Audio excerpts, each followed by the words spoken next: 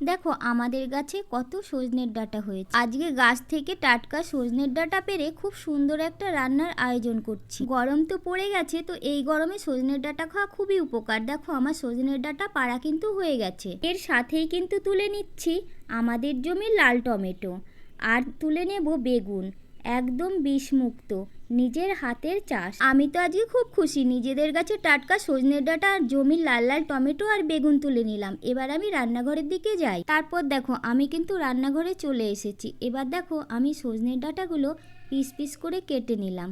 তারপরে আমি সমস্ত সবজিগুলো একে একে কিন্তু কেটে নেব। গরম তো বেশ পড়ে গেছে, আর এই গরমে পেট ঠান্ডা রাখতে সজনের ডাঁটার কোনো বিকল্প নেই। আজ আমি আপনাদেরকে বানিয়ে দেখাবো একদম ঘরোয়া পদ্ধতিতে সজনের ডাঁটা, আলু, বেগুন, টমেটো আর বড়ার পাতলা ঝোল।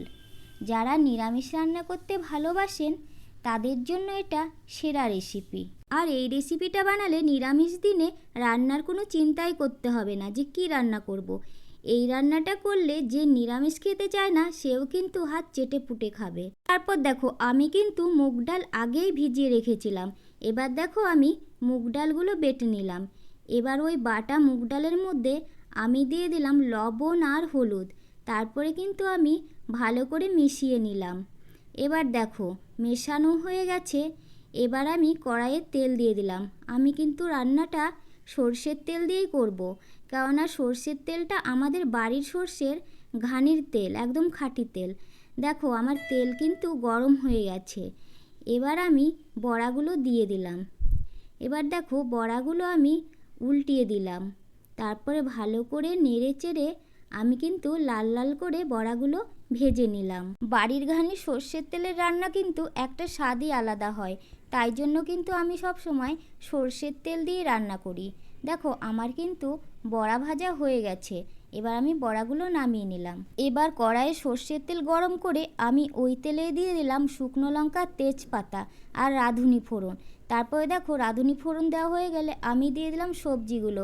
তারপরে দিয়ে দিলাম লবণ, হলুদ, তারপরে টমেটো দিয়ে দিলাম। তারপর দেখো আমি সবজিগুলো কিন্তু একটু কষিয়ে নিয়ে জল দিয়ে দিলাম। এবার আমি পরিমাণ মতো জল দিয়ে একটু নাড়াচাড়া করে ঢাকা দিয়ে দিলাম। তারপরে ঢাকা দিয়ে আমি খানিকক্ষণ সবজিটা ফুটতে দিলাম। এবার সবজিটা ফুটে গেলে, সবজিটা সেদ্ধ হয়ে গেলে আমি কিন্তু ঢাকাটা সরিয়ে দিলাম। আমি যখন রান্নাটা করছিলাম তখন ছাদে খুবই রোদ ছিল, তার জন্য আমার ভিডিও করতে না খুবই অসুবিধা হচ্ছিল। দেখো এবার আমি ওই সবজির ঝোলে বড়াগুলো কিন্তু দিয়ে দিলাম। তারপরে একটু নাড়াচাড়া করলাম।